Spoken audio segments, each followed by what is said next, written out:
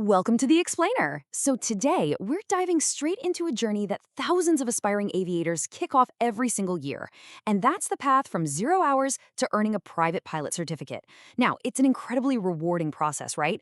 But honestly, navigating the FAA's ground school requirements, all those regulations, and the exact logbook entries, well, sometimes it can feel way more complex than actually learning to land the airplane. But I'm super excited to guide you through this because once you really grasp the framework, the whole shebang just clicks and makes perfect sense. We're going to map out exactly how you progress through this journey, step by step. But before we get totally lost in the weeds, let's just tackle a super common misconception right out of the gate. Imagine this. Your student pilot certificate finally arrives in the mail. You're holding it right there in your hand. Does simply holding that piece of paper mean you can legally march right out to the tarmac, hop in an airplane, and just fly solo? The emphatic answer to that is absolutely not. No way. A student pilot certificate, all by itself, does not authorize solo flight. It's just not enough. You kind of have to think of it like a key. It merely unlocks the door to your eligibility. To actually earn the privilege to fly solo, you need a combination of that certificate, some very specific flight training, demonstrated proficiency, and the proper logbook endorsements. Okay, so to help us mentally compartmentalize all of this, here is our syllabus for today's explainer. We've got 1. The two-gate pilot path. 2. Gate 1, student pilot. 3. Clearing the solo hurdles. 4. Student pilot limitations. 5. Gate 2, private pilot. And finally, 6. The power of the logbook. All right, let's jump right in. Section 1. The two-gate pilot path, mapping your aviation journey. So every single pilot starts in the exact same place, right? 0 hours, 0 privileges. Let's map out what your aviation journey actually looks like from that very first discovery flight. Notice the architecture we're dealing with here. There are 2 major regulatory gates. Gate 1 is your student pilot certificate. That's what allows you to begin official solo training. Then, in the space between the gates, you have your solo endorsements and those big solo cross-country flights. And finally, you reach Gate 2, the actual private pilot certificate. If you misunderstand how these gates work, you can really easily think you have privileges that you legally just do not possess. Moving on to Section 2, Gate 1, Student Pilot, Gaining Eligibility.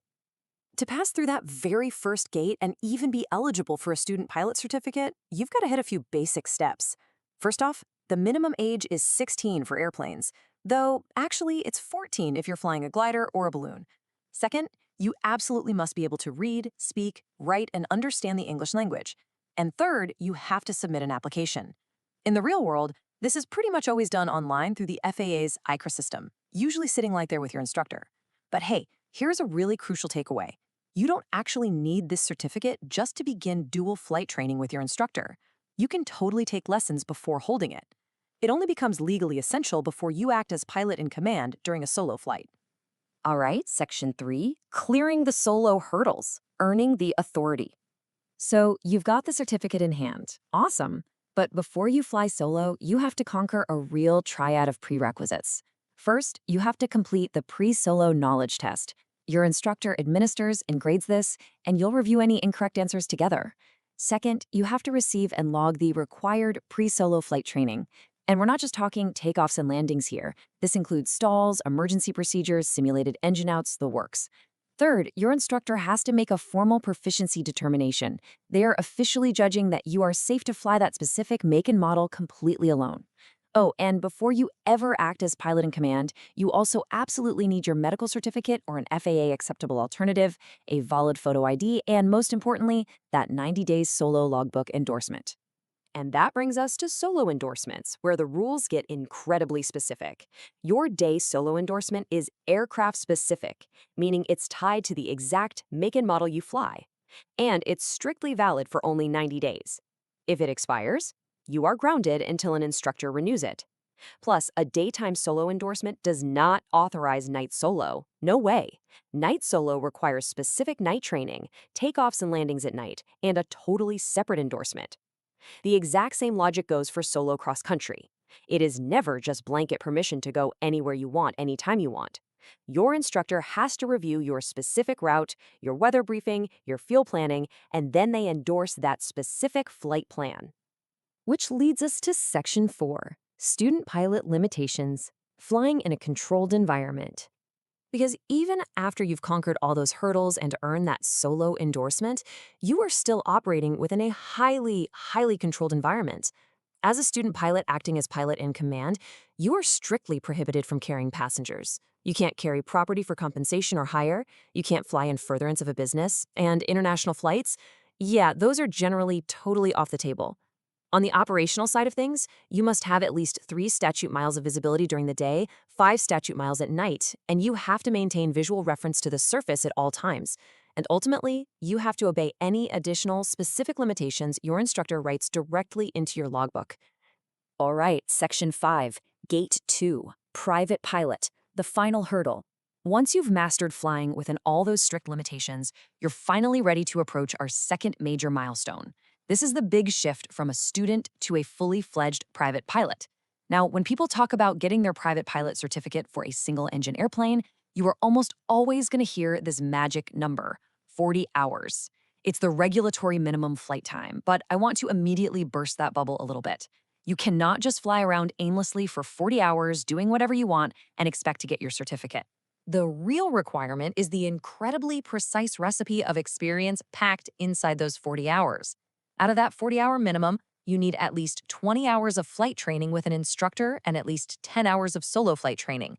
Now, within those 20 hours of dual instruction, you have to log 3 hours of cross-country training, 3 hours of night flight training, and 3 hours of flight training solely by reference to instruments. You also need 3 hours of practical test prep, and the wording here is super important. That test prep must be within the preceding 2 calendar months from the month of your test, not just an arbitrary 60 days. And hey, those 10 hours of solo time, they're just as highly regulated. You've got to log at least 5 hours of solo cross-country time. You must complete one very specific solo cross-country flight of at least 150 nautical miles total distance, and it has to feature full-stop landings at 3 different points, with one leg being more than 50 nautical miles straight-line distance. Finally, you have to knock out 3 takeoffs and 3 full-stop landings at an airport with an operating control tower. Every single one of these specific milestones has to be met and locked. So, you finally have the experience. Now you face the check ride hurdles.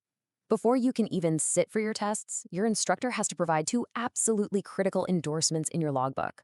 The knowledge test endorsement certifies you're prepped for the written exam, and the practical test endorsement certifies you've received all that required flight training, and you are truly ready for the check ride. These aren't just, motivational high fives. They are formal legal certifications from your instructor that you are ready to proceed. And here is the final wrap-up of Gate 2. You meet the eligibility, you pass the knowledge test, you complete that highly specific flight training, you hit your minimum aeronautical experience, and you pass the FAA practical test. Boom. Earning this private pilot certificate is an absolutely incredible achievement. It gives you the privilege to act as pilot in command and finally carry passengers.